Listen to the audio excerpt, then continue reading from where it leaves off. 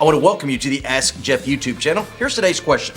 Jeremiah chapter 30 verse 9 states, quote, David their king, whom I will raise up for them. I've always understood this to be a reference to the Messiah, but I was watching a YouTube video of a pastor who was referring to this as David being resurrected to be Jesus's, quote, prince during the millennial reign.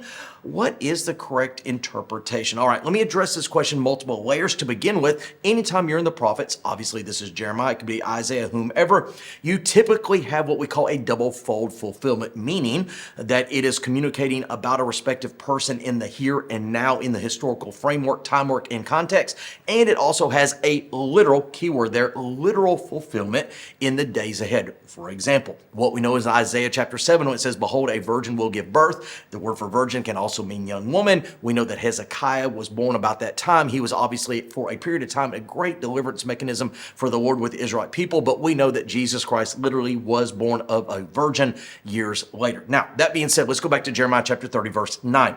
Anytime we deal with the subject matter, there's a whole lot more vagueness than there is solidity. However, allow me to reference you to Revelation chapter 12, kind of a historical view of what we know as spiritual warfare. And it talks about the woman giving birth, whom obviously we know is Israel, giving birth to the Messiah, Jesus Christ. And then it speaks of that individual. And then later it talks about one reigning on a throne. But the context is a little, can I say it on this channel? It's a little jabberwocky. Why?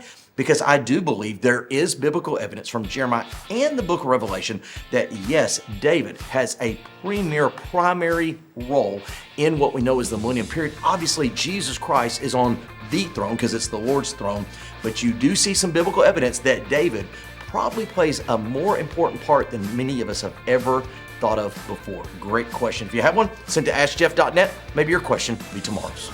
Thanks for being a part of today's daily question. Now, we answer a question each and every day. Please feel free to submit a new question at askjeff.net. We may not have gotten to yours today, but we eventually will continue to be a part of this. Subscribe so you don't miss out on a question every day.